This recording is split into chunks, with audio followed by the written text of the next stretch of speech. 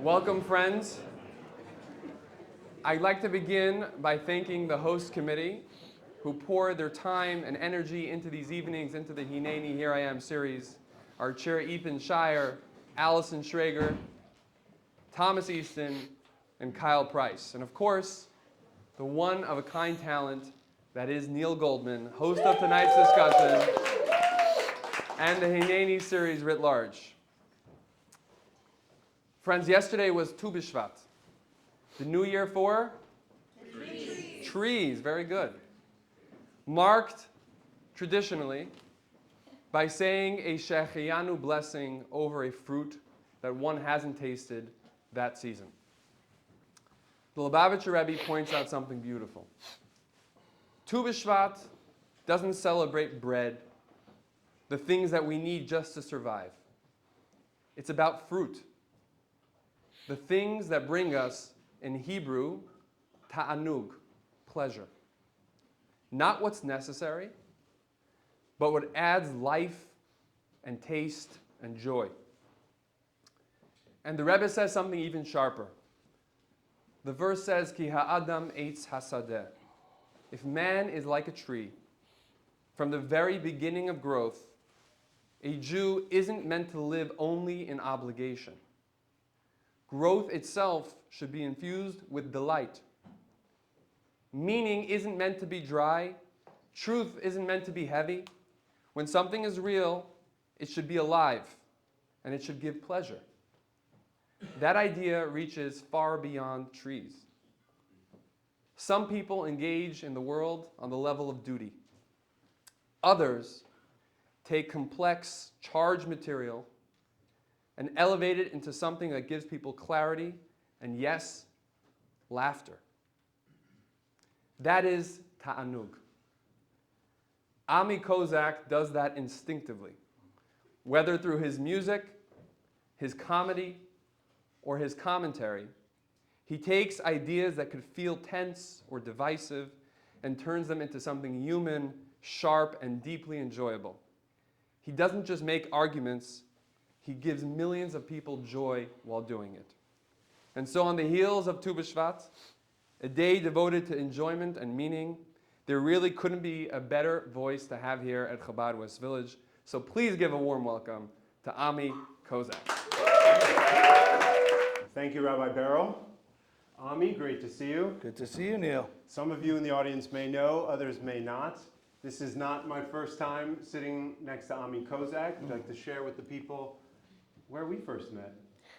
I think it was the Moriah School of Englewood, 1989. Yes. And I have a distinct memory. We were both in Camp La Vie, maybe 97. We were having frustrations during that summer, and we would sit together and schmooze and vent to each other, just like we're about to do right now. I approached you. We were like, 11 years old, and we sat down and discussed anti-Semitism and issues pertaining to Israel, the Middle East, the perception of Jews around the world. It was great. So we've been doing this a long time. So thank you all for being here. Yes. Thank you for being here, Ami. I have known Ami to be a creative and funny person for a very long time, but in the past few years, he's taken it to a completely different level. He has comedic videos which have millions of views online. He has a successful band called Distant Cousins, which makes beautiful music. Billions of views online. He's got a podcast called Ami's House with his co-host Michael Weber, and he has become, since October 7th, unexpectedly, I bet, an advocate for Israel and the Jewish people. And it has been an absolute pleasure to watch your rise. He performs all over the world, and it is such a pleasure to have you here. Welcome to Chabad West Village. Thank you. Good to be here. It's my honor. Thank you. One of the things I've admired about you for a while is that you chose to go into a creative profession. You chose the road less traveled. Mm-hmm. Where we come from, a modern Orthodox Jewish community in Bergen County, most Jewish men go into law, medicine, finance, real estate, and you are a professional comedian, which to me is super cool. How did you become a professional comedian, and what was that path like for you, coming from the community you came from? No, I begged my parents to go to law school. I begged my parents to go to medical school. They said, no, Berkeley College of Music or bust. But to be honest, my parents happened to be really encouraging and supportive of my talents, inclinations since I was a little kid. They would always encourage me. I come from like the Borscht Belt, going to the Catskills in the summer, and they were always, telling me, getting up on a coffee table and imitating their friends. And they kind of noticed that early on. And so, I think they took pride in the fact that if I was going to pursue it, I'd have to work really, really hard and apply a lot of work ethic and discipline.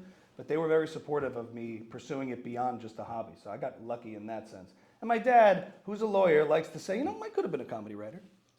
I could have been a stand-up, and maybe maybe you'll get to do it. So it started with music. Started with music because, socially being funny was always kind of a part of my personality. But professionally, that's much more uncharted territory in terms of comedy. I wasn't thinking of it in a professional sense because I took a liking to music as well. And with music, there was sort of this path I could chart. There was music schools, there was music education. I got into music for film and TV. That was sort of my first at-bat in the industry, was writing music for commercials, film, television. And I could Jewify that enough to justify it to myself. I could say, well, if I'm doing music for commercials, then if I'm at the Shabbos table, I'm in advertising. And it's kind of, there's sort of this path that felt, you have this mindset as an Orthodox Jew, like stability and consistency and a real career. It has to be something you could define beyond just, and for good reason, beyond just being a performer, because in those days when I was pursuing this as a career, to be a performer and be an Orthodox Jew was really impossible. The idea of, it wasn't even something I even desired as much as I loved performing. I also wanted to have a family, and I wanted to, be in a community. I wasn't going to tour and play on Shabbos. I kind of knew those things, and those restrictions did focus me, in a sense, within the industry. And so that channeled me into more production, composing, all those kind of areas of music. But the universe kind of threw me back into it because in doing music for ads, I ended up moving to Los Angeles, where I formed a band because a lot of ads were looking for music that sounded like a band. They wanted real, authentic music. So we ended up starting a band. Here you are with your bandmates. Yeah, there we are. Distant cousins. Started this band with some legends of Jewish music, Dov Rosenblatt, who was in Blue Fringe, and David Swirsky of the Moshav Band. In 2012, 2013, we formed and began writing original music and getting it into film, television, commercials, and that's how we started to make a living doing that. And the movie This Is Where I Leave You, which was a book by Jonathan Tropper. Yeah. How to Train Your Dragon 3. This was also used in American Idol, some of your music. Yeah. You guys actually went on tour with none other than Matis Yahu. That's pretty cool. We are. Yeah, that's me and Matis, which was also a lot of fun. I mean, it's just interesting that in the path to try to do the kind of right thing in that framework of writing for commercials, I ended up forming the band, making original music, going on tour, doing all the things I feel like I was kind of meant to do in the first place. And as that is all going on, the advent of social media is making it a lot easier to form your own audience and to form an actual community around yourself. When in the days that I grew up, it was a lot of gatekeepers. You had to be approved, you had to do these kinds of auditions, and executives had to tell you if you were worthy of having an audience at all. And with Maybe social go on a media, late night show. maybe, Neil, hook it up. But these days, it's, with social media, eventually, and we can get to the comedy stuff too, I began to find ways to, get your music out there, whether it was in film and television or forming your community online. And then COVID hit, Yeah. and you were home doing a bunch of impressions, and there was a pivotal moment for you when you did an impression that went viral, and that was the impression of Gary Vaynerchuk. What Right. was it like? And Gary Vaynerchuk, he is a serial entrepreneur and sort of a self-help and marketing guru. And tell us about doing Gary Vaynerchuk and what that experience was like. Right, so a little bit before COVID, I discovered this app. Everyone was like, you gotta try this app out. This new thing is called TikTok. And it was not a household name yet. But I started, with the band, we didn't really use social media to make too much creative stuff. We used it more for promotional purposes. Come check out our show, announcements, things like that. And I started to take to TikTok as a way to post consistently and just as an outlet for creativity. And I found that the easiest thing I could do on a regular basis consistently was impressions. You eventually land at that. I tried a bunch of different things, and then I was sitting in my car one day, and you're scrolling through your feed, and I'm like, oh, I know this guy, Gary V. I sat down in my car, I put up my phone like this, 3:30, Tuesday or something, sitting in my car. I throw up this video, and I was just like, I'm just so sick of 24-year-olds, right, complaining. that they're not killing it. If you wanna win, move to Louisiana and start a peanut butter brand. Clearly no one knows who Gary Vee is in this room. That's okay. That's okay. That's okay. I appreciate your negativity. So he's like an online inspirational guru. And I was like, you'll appreciate this. Like, do I post it? Do I not post it? I don't have it down yet. And I'm like going like this with my thumb. So I just said, whatever. I posted it. And like an hour later, 10,000 views. Okay? I'm like, whoa. And I refresh it, 50,000 views. I was like, what is happening? And I was like on the couch. I was like, oh, what's going on? I'm like, hold on 1 second. Something is happening. And so you get this little rush. You're like, what's happening? By the next morning, 150,000. By the weekend, Barstool Sports shares the video. They ask me on TikTok, the account messages me, can we feature this? They feature it on their channel to like 7 million people. Gary Vee comments on it. And I was like, it doesn't change everything overnight in a sense, but it gives you this kind of little bit of an audience that starts to come in. And then it just changes what you think of yourself psychologically. You're like, oh, look at this. This really does make an impact. I don't need permission from anybody to be like funny for an audience out there. And I started just kind of doubling down on what works in that. And I did a ton of Gary Vee content. I kind of became the Gary Vee TikTok impressionist. Fast forward all the way, I ended up opening VCon, his massive conference, with Gary Vee himself and another comedian. And so that's the journey of that. I kind of beat that game and buttoned it up. But in the process, built up an audience online doing comedy on social media. And this was all through COVID, when I sort of came up amongst a bunch of different people. Matt Friend was also making a lot of content at the time, and people know who he is, another impressionist. So we were all kind of forming this community of online content creators, TikTokers, eventually transferred over to YouTube and Instagram. And then, yeah, that was the comedy side of things. And as things started opening up, I ended up moving back to New York and hit the stand-up scene in New York pretty aggressively to really build up those chops and get comfortable doing that. People go absolutely crazy for your impressions. Yeah. And I'm just wondering, President Trump, what you make of Chabad West Village. This is your first time here. We've done a bunch of these Hineni events, and the crowd size is pretty good. Well, it looks like the numbers from my night is unbelievable. It's millions and billions of people here tonight, folks. It's unbelievable. The ratings for tonight are probably better than any guest you've ever had. Chabad of the West Village, like the West Wing. We love that so great. We love Chabad. It's a great organization. And we love Rabbi Beryl, and we don't like to call her Rebbitzin, I understand. It's Chana, right? We say Chana. We don't say It's okay, Melania doesn't like to be called anything. We love Rabbi Beryl. He's doing amazing work, unbelievable work. Chabad, we love that. And the Rebbe, that's great. You should put Trump right next to him, right there on your wall. I think it would look great. The black and white is nice, a nice orange with a MAGA hat. I'll send you a portrait. We'll take care of that. Mr. President, I know you're doing work on the East Wing, making a new ballroom. We get about 150 people here on a Shabbos. It's beautiful. It's a little tight. What do you think about a new ballroom, Chabad West Village? You want a donation from a ballroom? We'll have to look at Doge and see if we can, budget for that. I think we can do that. I think we can do that. Congratulations on the premiere of the documentary Melania. How was that? Melania film, it's unbelievable. It's doing so well. Did anybody see it? No. Okay, never mind. It's an unbelievable film, and it's. I had nothing to do with it. She has nothing to do with me. So we live I respect that. She's making movies. She's doing great things, and I'm the president, and that's okay. That's okay. I love her so much, Melania. It's Melania, right? Not Melania. That's what it is. Oh my God, look what just fell out of a West Village coconut tree. It's none other than former Vice President Kamala Harris. Ladies and gentlemen, I'm glad you asked that question. Because you look like you just fell out of a coconut tree. The thing is, Chabad of the West Village is in a village in the West. And the thing is, what we need to focus on, Neil, as we discuss this, is we need to think about the passage of time in the context by which all that has been and all that came before you. Does that make sense? Douglas Murray, what do you make of all of this?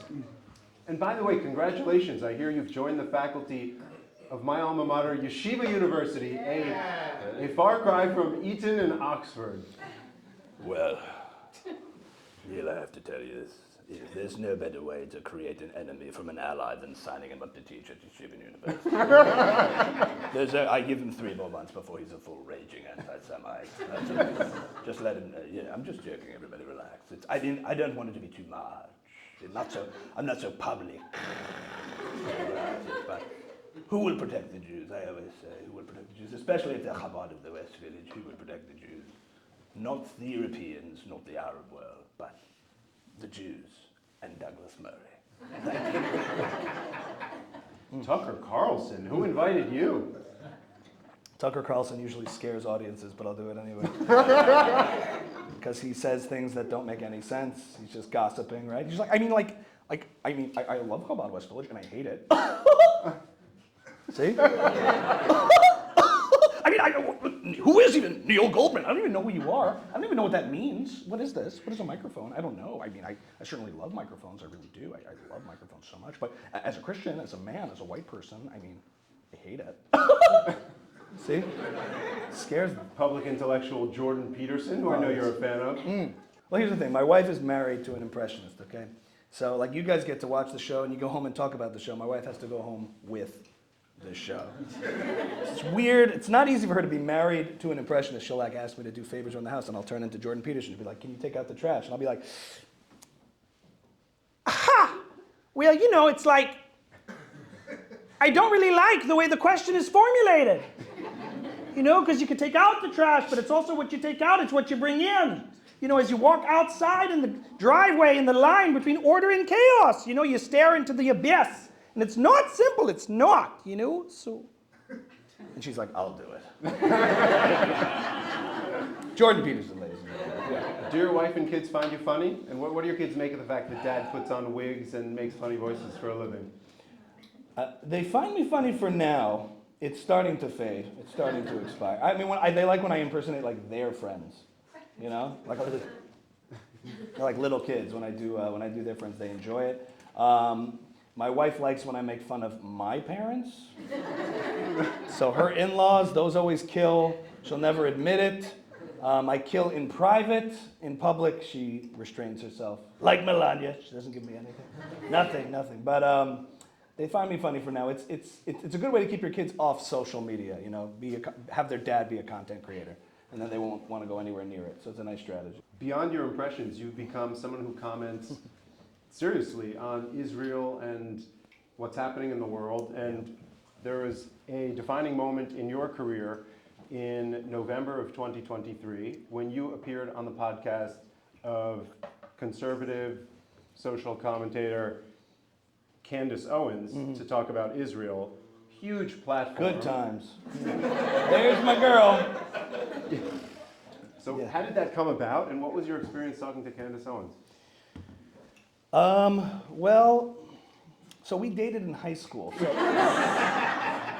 yeah, she went to Mayanot. I was at TABC. It was, no one knew she's Ethiopian. That last one got people uncomfortable. That's okay. What happened was, it's interesting.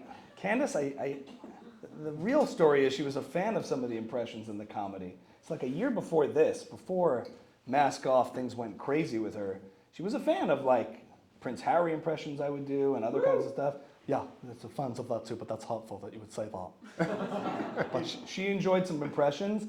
So I think what happened was when she started to veer off, this is very early post-October 7th, it's November of 2023, she starts to say some weird, bizarre stuff about no country has the right to commit a genocide. I just don't understand that. I don't understand that, right? She starts to say weird, provocative things on Twitter, and I responded she tweeted something about the Queen of Jordan, retweeting, I agree with the Queen of Jordan that Jews are using anti-Semitism to silence people into compliance, and I responded very firmly on Twitter, like, you can dish it out, but you can't take it. Like the second you have criticism on you, you cry victim and you do all these things you're accusing Jews of doing. It's like Douglas Murray says, you tell me what the Jews are guilty of and I'll tell you what you're guilty of. So she was doing exactly that. And I think in responding on Twitter, because she was a fan of some of the comedy stuff, it prompted her to reach out directly, like in a Twitter DM, and then some producers also inviting me on the show to discuss this stuff. So at the time, like a month into October 7th, I saw an opportunity where there was a whole lot of people,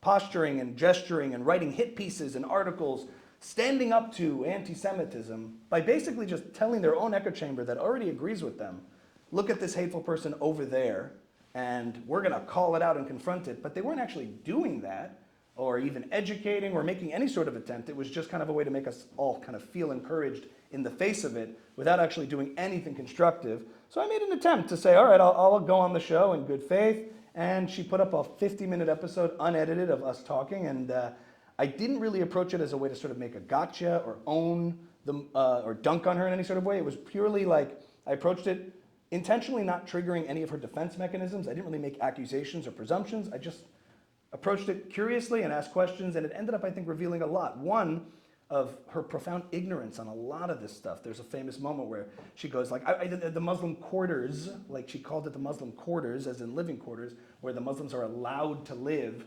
You know, a lot of misconceptions about Israel. Now, I really gave a lot of benefit of the doubt in this conversation. She was still at the Daily Wire at the time. And I was like, you know what, maybe she's walking through the old city and she's got some tour guide named Dudi. And she's like, what's this over here? Pointing to the Arab shuk. And he goes, yeah, this is what the Arab have to be. You know, we've all been in, and you're like, look, everybody's made like, you know, brain glitches and mistakes and things like that. So I didn't read too much into it. And I actually got to admit, like a few sentences after that exchange in the conversation, that maybe she's like, maybe I was wrong, maybe I got that wrong. Now, Candace has never said that to any other human being on the planet. Maybe I was wrong, maybe I got that wrong. And I sort of argued from conservative premises because I knew at the time she was still branding herself a conservative. And it was a constructive, civil conversation. And I was like proud of that. About a year later, we had to have a follow-up because she only got worse and worse and worse. And I thought our last conversation sort of ended with better understanding as to saying, okay, maybe at this point you claim you're not anti-Semitic on the outside, on the inside, but what you're doing on the outside is providing red meat and emboldening anti-Semitism around the world, and I wanted to make her aware of that. And she seemed like she heard me out. I also had debated Dave Smith in that same episode, and we cut it into two. And then the day after our conversation where I appealed to her and said, you know, you talk about your grandfather all the time and what a profound influence he had on you. You know, my parents grew up and they didn't have any grandparents. None. Paterson, New Jersey, and no one had any grandparents. Why? They were all gone, they were all dead. And all of those things were the result of a long-standing effort in propaganda, in dialogue to allow anti-Semitism to permeate and dehumanize and delegitimize, and it has dire consequences. So that's what I'm doing in calling this out. And she said, okay, and sort of understood that. The very next day after airing that episode, she did an episode calling into question the Mengele experiments. She's like, you know, it just seems like an awful waste of time and supplies. I don't know why you would do that. I don't know why you would do that.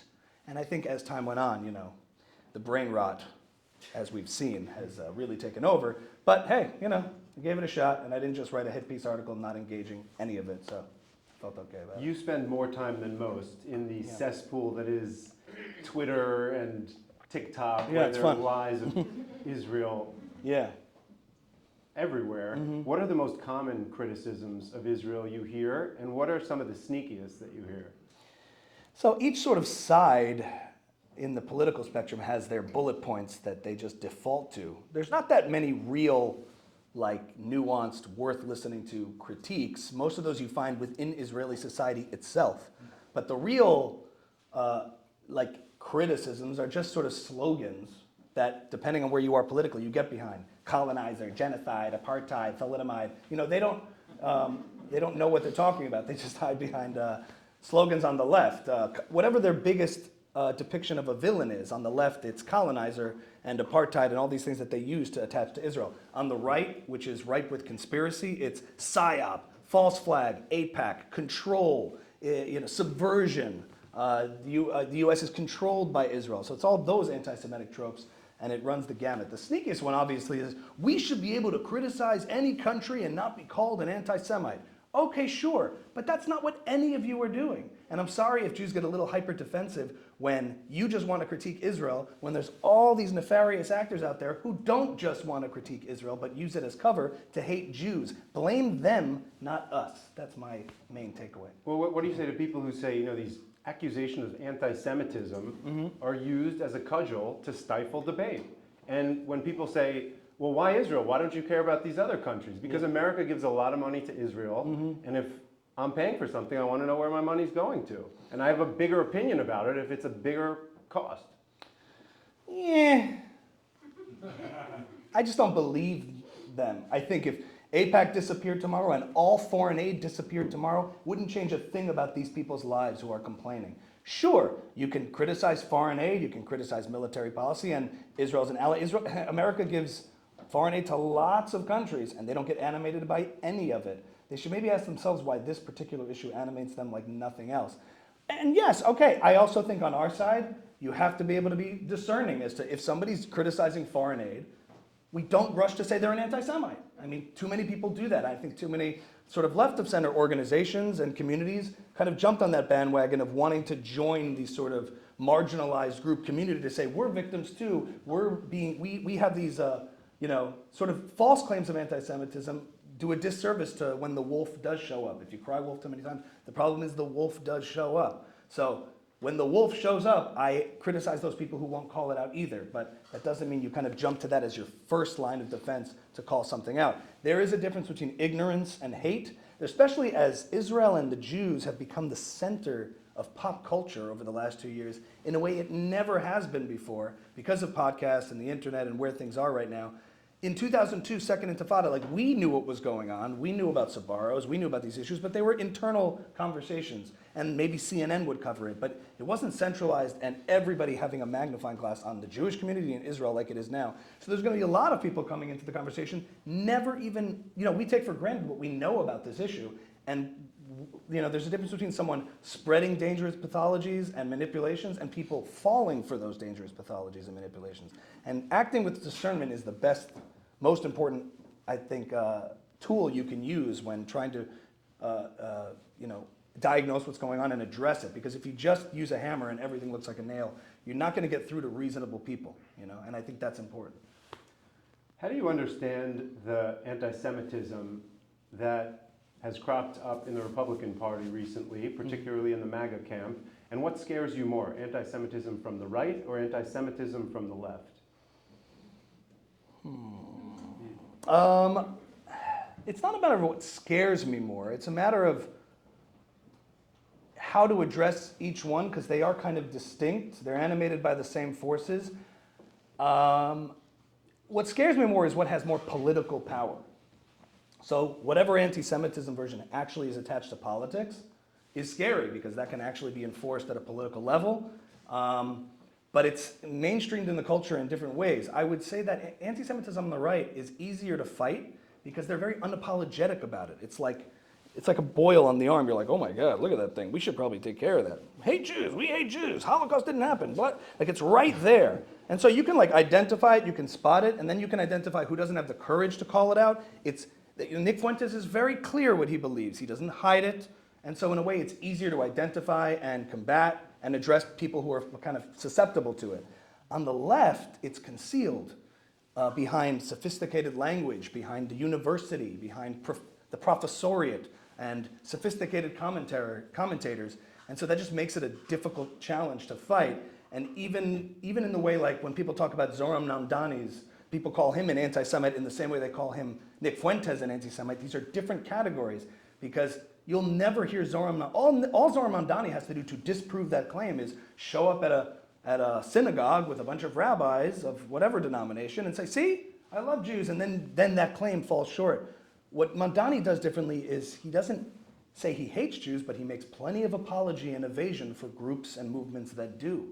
And so on the left, in a way, I don't know if it's more dangerous, but it's a uniquely different challenge because it provides coverage under the guise of academia to provide a permission structure to allow anti-Semitism, the dehumanization of Jews, and the West in general, this hostility to the West, this demoralization of younger people to not believe in the virtues of the United States, the moral superiority of Israel over its enemies, and they do that in a much more sort of nuanced, subversive way. So that makes it and it's a harder challenge because I feel like left-wing ideas generally in the West have become more mainstreamed in media and academia and corporate America. You don't see like a KKK cartoon on Disney Plus just yet, but you do see some of the worst manifestations of left-wing ideas sort of mainstreamed everywhere. And yeah, this sort of moral bankruptcy that they've shown in light of October 7th or what's going on in Iran. And it's that cloud that you all feel, that weird, vague, like something's very wrong here, but I can't figure it out. You don't have that question with the far right people. I know what's wrong here. This guy's saying, I hate Jews,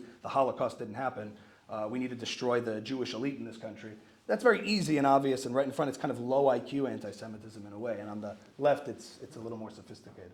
You mentioned Zoran Mamdani. I always enjoy going to your TikTok page or your Instagram page and seeing what in the news is happening and how is Ami going to process this? Right. What is the framework he's going to use comedically?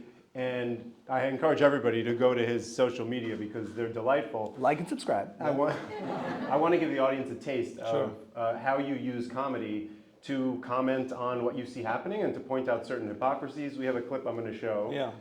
Is there anything you want to say before we play this? This is the Honest Celebrations. Well, I found that, comedy's comedy, you're trying to make people laugh, and satire in particular as a brand of comedy, as a subset of comedy, sort of helps to highlight something that we all kind of feel is true. You can articulate something to make a point and people could agree or disagree, but if people laugh at what you're doing, they're implicitly at a subconscious level agreeing with what you're pointing out. And I find that I use satire in that way sometimes to highlight, what I find funny here is what you're about to see, which is what characterizes, I thought, a lot of the, Mamdani voter base. This is Honest Zoran Mamdani Celebrations. Are you guys ready to take back New York City? Yes! Are you ready to make NYC more affordable? Yes! Even though none of you pay your own rent anyway? Yes! Do you guys hate your parents? Yes! Even though they paid for your college education where you learned all these ideas? Yes! Are you ready to get rid of all Zionists in New York City? Yes! Even though, of course, the majority of them are Jewish, but we'll call them Zionists? Yes! Are you ready to not arrest violent criminals in the streets of New York? Yes! But we will arrest Prime Minister Bibi Netanyahu! Yes! Are you ready to turn NYC into San Francisco? Yes! Are you ready to take power away from corporations and billionaires? Yes! And instead give that power to politicians to rule over you by force? Yes! Oh my God, yes! Are you ready to eliminate luxuries in your life like matcha tea, smoothies, and hot yoga? No. Are you ready to pay your fair share and higher taxes? No. So it's only other people's money that we're going to use, not yours. Yes!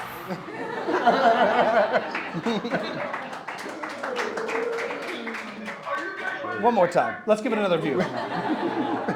So how do you come up with stuff like that? What's your process? Are you get a cup of coffee in the morning and you sit Matcha down tea. Matcha tea. Yes! Yeah. My process? I just started to see this pattern arising of all these people in the streets cheering for Mamdani. They all looked upper middle class, college educated, using the benefits of the West, the luxuries of all these things. And it's really this category of people I find can afford to sort of indulge these fantasies, these ideas, these old tried and true experiments of whatever, communism, and then fancy themselves progressives, but not have a word to say about the least progressive societies, the least progressive regimes.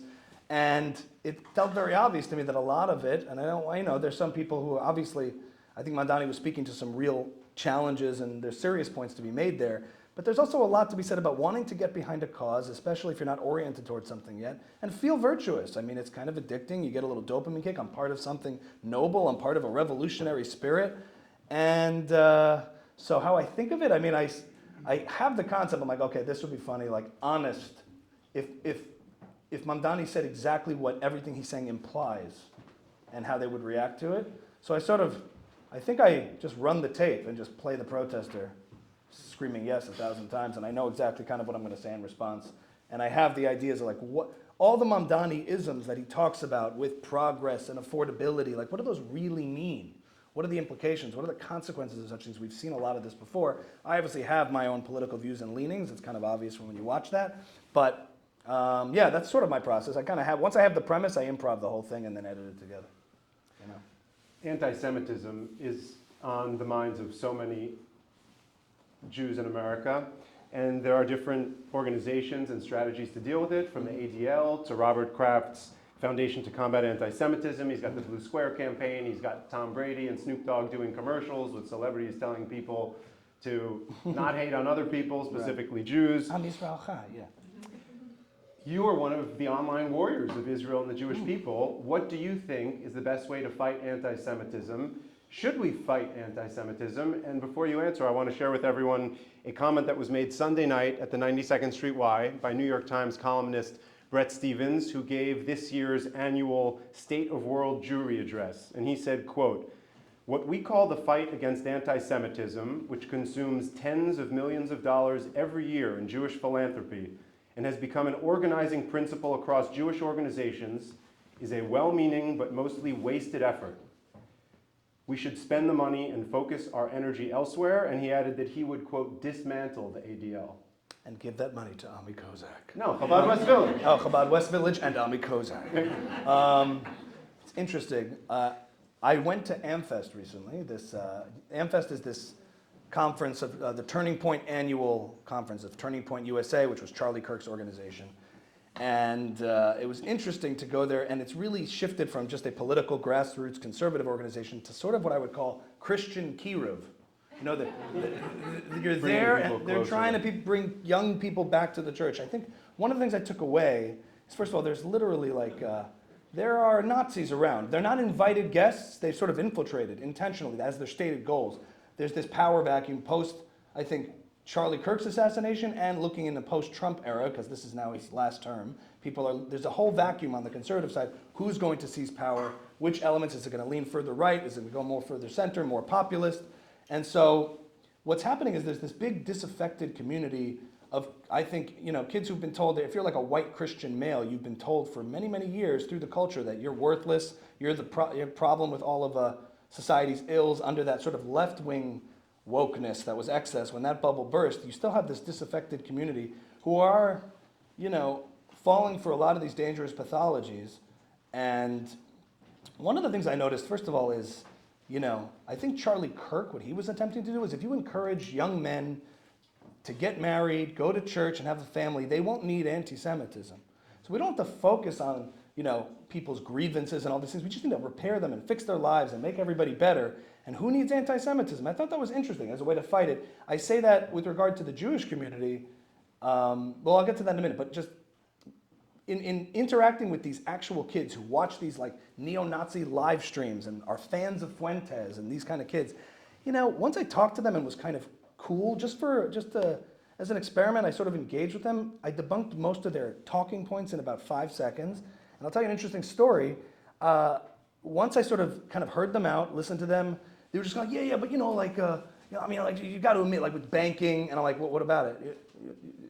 I'm like, you guys, I was like, you guys are like all successful and all that stuff. They were like hinting at the things they didn't want to. I'm wearing a yarmulke, so they're also like they're kind of wussies. They're soft. They're like these young kids. They're looking at me and they're like, you have to admit, like with the Jews and the banking and stuff like that. I'm like, let me ask you this. You look up to all these guys, these streamers, Fuentes, and all these people who are basically advising you on how to like be tough alpha men, successful men, and yet all they do is demonize successful people, namely Jews. I'm not going to apologize for whatever you're witnessing in Jews' disproportionate success in various industries, but there's all legitimate reasons for that. It turns out if you work really hard and have a nuclear family and a strong, cohesive community, you'll get good results, and you focus on education. There's no secret sauce here. A lot of minority groups succeed by doing just that. And you're just focused on a grievance and wanting to be a victim. I mean, that sounds very woke and lefty to me. You sound like a little snowflake, And then they're like, no, not at all, no, yeah. Oh, okay. The next day, the same like 5 or 6 Groyper kids. Explain what Groyper is. Groyper is like the movement of Fuentes followers who fancy themselves Hitler was cool. They're edgelords. They like to say the most provocative things, and I'll explain why that is too if we have a second. They came up to me, and what it is also like once the left-wing battle is over and Trump wins in 2024, a lot of these kids who were oriented towards fighting that excess woke leftism are still kind of have a sense of wanting to fight for something, and if the under like sort of woke authoritarianism in the culture, like you couldn't say anything, couldn't joke about anything, you couldn't make any sort of comment or talk about a controversial issue without being called a racist, right?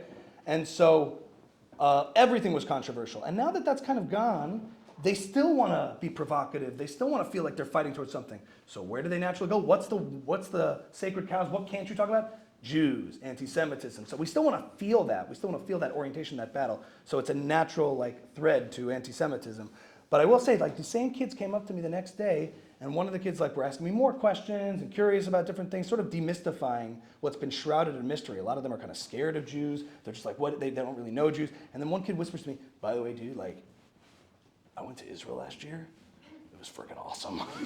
Don't tell my friends, And I'm like, oh.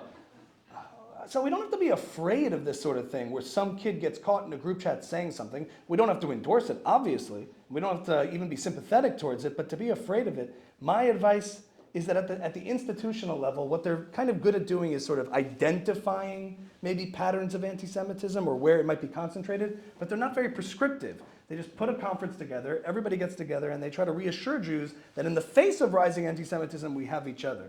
But that's like the doctor saying, well, you have this disease. So just like, let's just stick together. We're not going to treat it. We're not going to deal with it. You have it. We know you have it. And we'll be strong in the face of it. But if there's nothing prescriptive that comes out of it, I would simply say the only thing I've seen as the most effective is, post October 7th in the October 8th world, you saw Jews feeling like, for me, having a strong Jewish background, Jewish community, Jewish education, feeling like I was really a part of a sense of a community that I'd grown up with in a positive way, gave me something worth fighting for.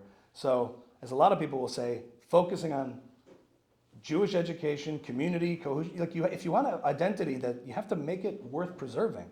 And I think for a lot of people, if you had a bar mitzvah, or you sort of, if Judaism was sort of a trivial, marginal factor in your life, it's kind of hard to get out front and proudly identify and fight for it if it's amorphous to you. So that to me is the real antidote, and to not be apologetic in the face of the success of those things. There is what to be jealous of, having a strong, cohesive community, how everybody can kind of come together, having people you can turn to in a sort of extended community around the world, from Israel to the United States to different Chabads that you can go to. I mean, sometimes I picture that somebody's with me who's not Jewish as I go to different Chabads when I tour around the country. They're like, how is this happening? Like, what is this? And you make a call and all of a sudden you get a meal and these kind of things are things to be proud of. They're not things to apologize for. And I would say have people who hate you shift their orientation towards emulation rather than skepticism or suspicion. And that's what I would say. As you're speaking, you reminded me of some lines which I wanted to share with the crowd, and I'd love to get your response to, see if they resonate. This was from Rabbi Yehoram Omen, who founded the Chabad in Bondi, in Australia, and whose son-in-law, Rabbi Eli Schrager, was unfortunately murdered in the Hanukkah attack.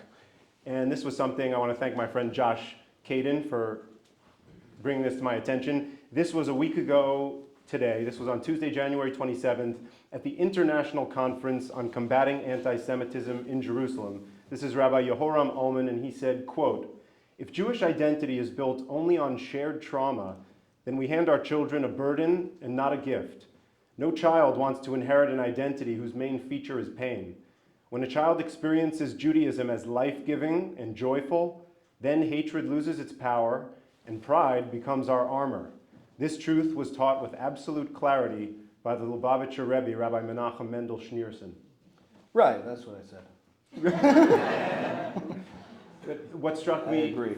From a Judaism as life-giving and joyful, where do you find the joy and the life-giving force in Judaism in your life? Well, yeah, I kind of hinted to it a little bit, is just that,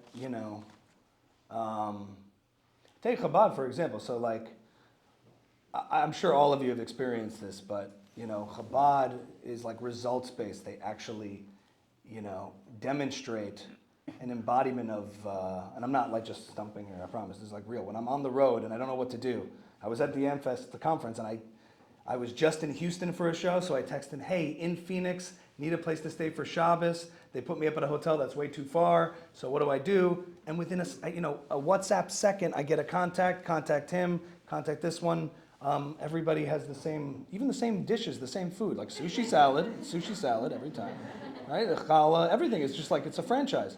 And it's so inspiring to see that. I would, it's a big question, right? Where do I draw the inspiration from? I mean, every day as I kind of walk to my studio to go out and, I have a kind of a positive view on social media and the internet as someone who makes stuff for it, because it's allowed just from, a phone, I can reach all of these different people.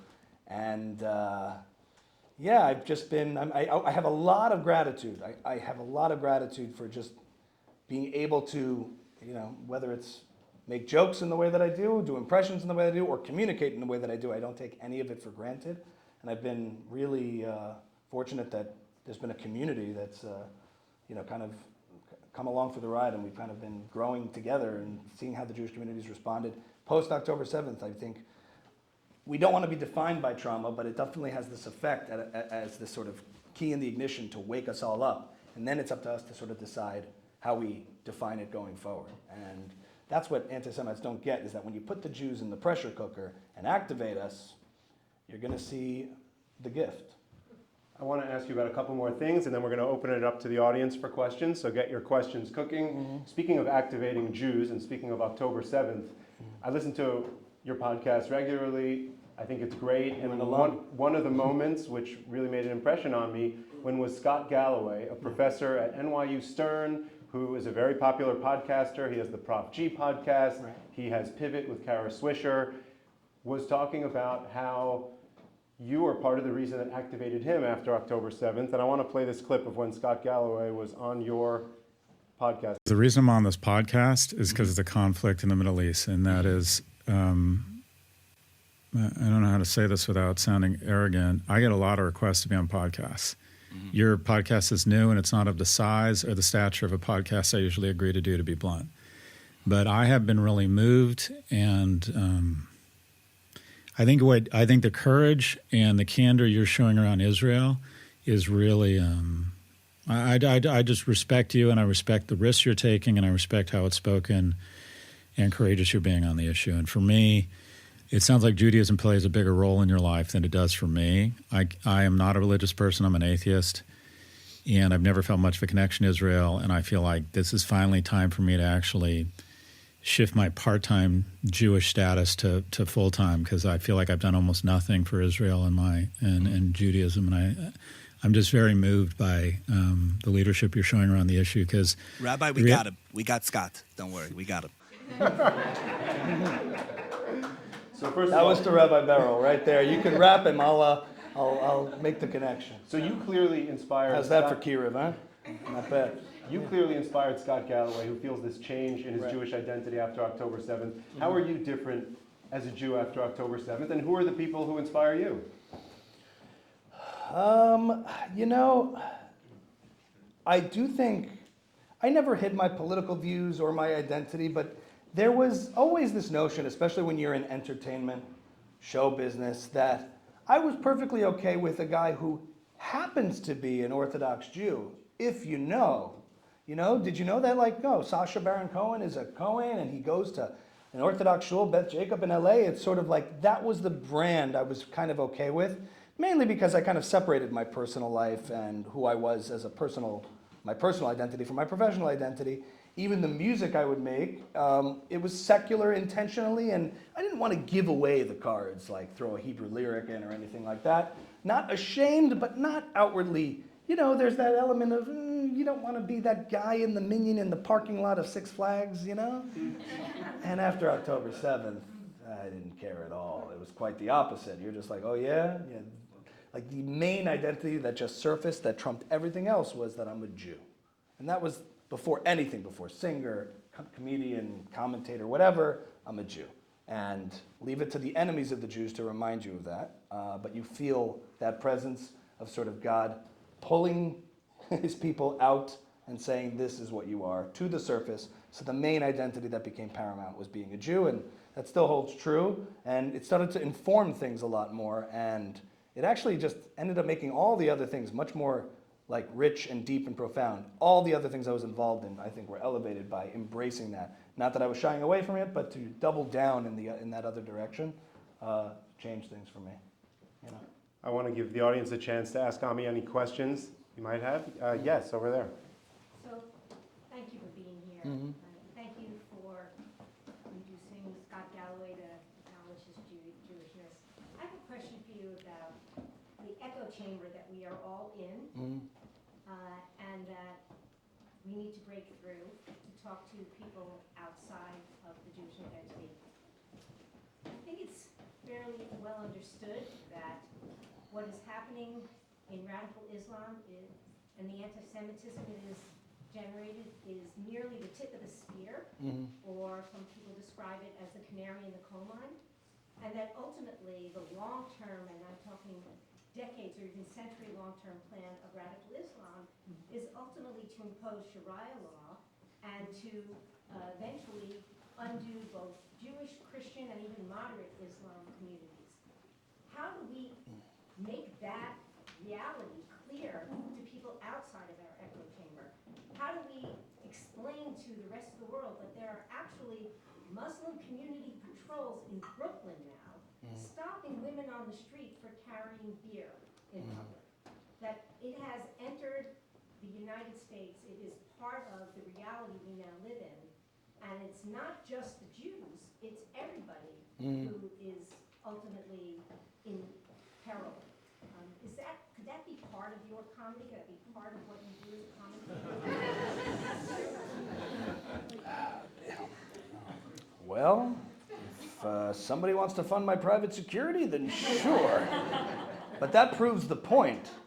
I think the issue with that's unique on that issue, is that that's one area that if you go too far, you could get hurt, which proves the severity and gravity of the situation. A lot of people have said, I mean, this is interesting, but I was in a conversation with Charlie Kirk before he died, and he had mentioned, ironically, but I mean, it's crazy. He mentioned about why there's not more criticism of radical Islam, and I said to him very frankly, well, you know, people don't want to get hurt, and he has had private security, and not everybody has that. And that proves the point. It's a choice to make, to go to that level, and if you're Sam Harris, Ben Shapiro, or these people who have private security, you know, it takes, you know, it's not that there's a shortage of good or a shortage of evil, there's both, but there is a shortage of courage. And the more and more people talk about it and are vocal about this very precisely, that's what's needed. You know, Bill Maher, I think, he said on one of his episodes when he was arguing with, maybe he was a moderate Muslim on his podcast, on his show, on Real Time, he said, you know, we could do the Book of Mormon. Could you do the Book of Islam? You know, you can do the Book of Mormon. You can ridicule all these other faiths, and there's one that has much more severe consequences. Salman Rushdie, you know, there are countless examples. And so that's like the heckler's veto of that issue. And I think, you know, trying to find voices within the Muslim community itself is probably helpful. There's people like Ayaan Hirsi Ali and other people who've spoken out about their experience in trying to reform from the inside, because, you know, in a way, I think like Jews, Orthodox Jews especially, we kind of understand like that, you know, halacha and Jewish law and ancient law and tradition has its strictures and friction with modernity. In our case, it's other issues, and in this case, like we can kind of relate in some way to why it's hard, but clearly there's something unique going on in that community that I think needs to be addressed within it, and empowering and emboldening those voices. I try to not speak about it from the outside in, but I'll have, I had someone who was a Druze from Israel speaking about what's going on in Syria, and trying to embolden those voices that are desperately trying to scream out, especially for what's going on in Iran, and sort of universalizing the message so that if everybody's raising their hand and speaking out about it, then it creates this like protection, like a school of fish that's all swimming together. You can't have to protect from individual victims, you know, but it's hard. Yes, in here. Give you the mic, so to here. In the America First environment, how would you address the allegation of dual allegiance? Because I heard that a lot. Dual loyalty, right? Right. You have a great speaking voice, by the way. You got to start a podcast. How would you address the issue of dual loyalty? Great radio voice. This is another one that's interesting. I mean, we can make a distinction. Sometimes there's a denialism that's like the instinct. No, what are you talking about? No, what are you talking about? But the real answer is human beings have hierarchies of values, preferences. I like myself and my family and my children more than other people's children. But I care about other people's children in my family, my community. Do I have dual loyalty to my children and their children? No.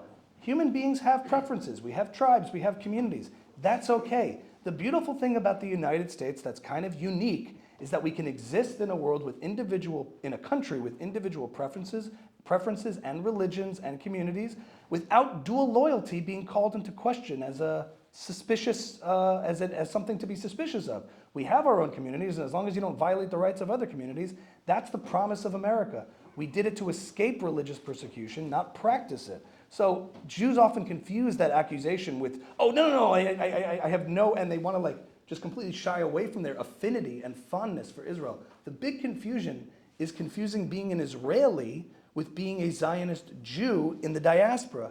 In Israeli, you could say, has a nationalistic connection to Israel as their country. I'm not an Israeli. I have a connection to Israel first and foremost as a religious Jew, as an ancestral homeland. That's my emotional connection to it. And I think that's why Jews kind of in the diaspora get very defensive and freak out, even when we hear criticism of the government of Israel, because we take it personally, like, for Israel, that's not just some other government. These are our family members, our cousins, our kin, people within our community, our people being attacked.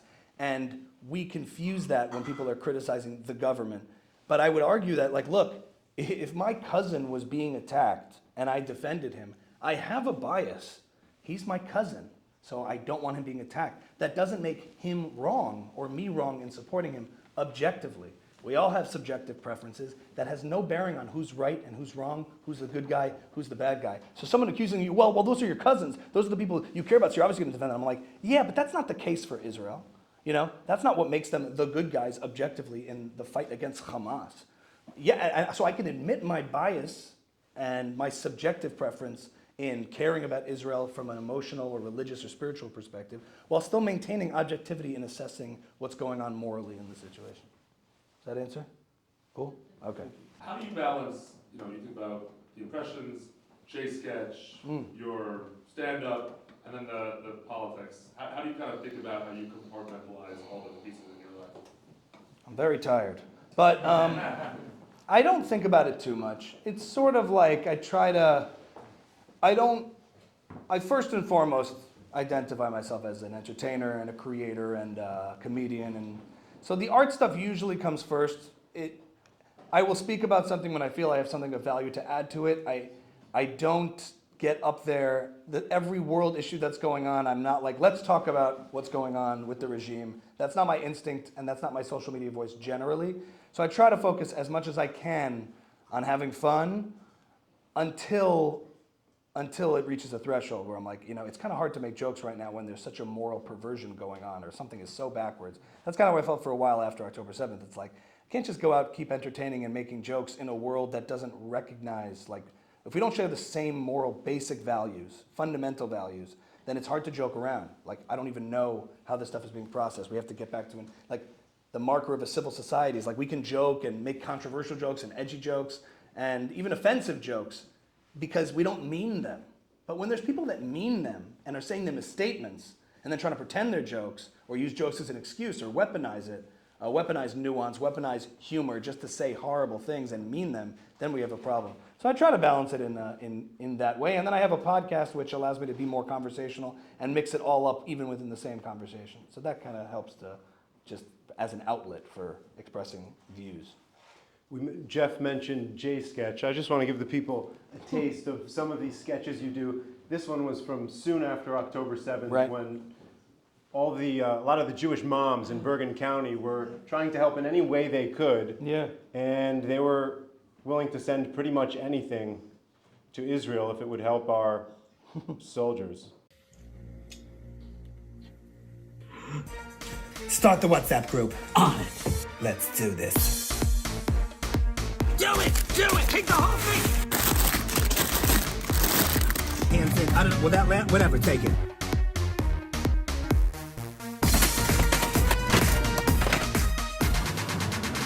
Let's go! Send it! Let's go! Good! Send it! Keep it moving. Keep it. Let's go! Keep it going. Let's go! Hold on one second. That's actually not bad. Send it! Go, keep it going. Hold on. Here they come, Sakis, extra Sakis. Put it in. Heads up. Leftover chillin' from Shabbos. Send it! Here, take this room. This is from the King David Hotel. Yes, I know. I took it 3 years ago. Send it back! Okay. God, that's it. I can't. I'm going. I have to go myself. You're going? I am going. They're not gonna let you on the plane. Check me at the gate. Okay, go. JFK Terminal 3. Go to the minivan, right there. Get inside. Let's go. Oh my God, wait, there's leftovers for my kid's snack. Send it! Here, take it. There's still some left. Put it in the box. Yes.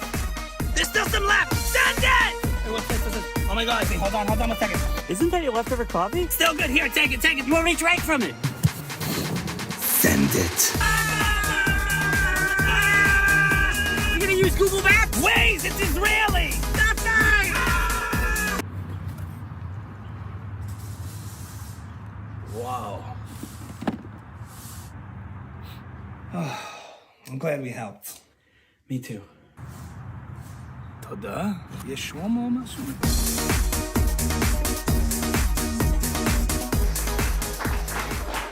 Ladies and gentlemen, Ami Kozak.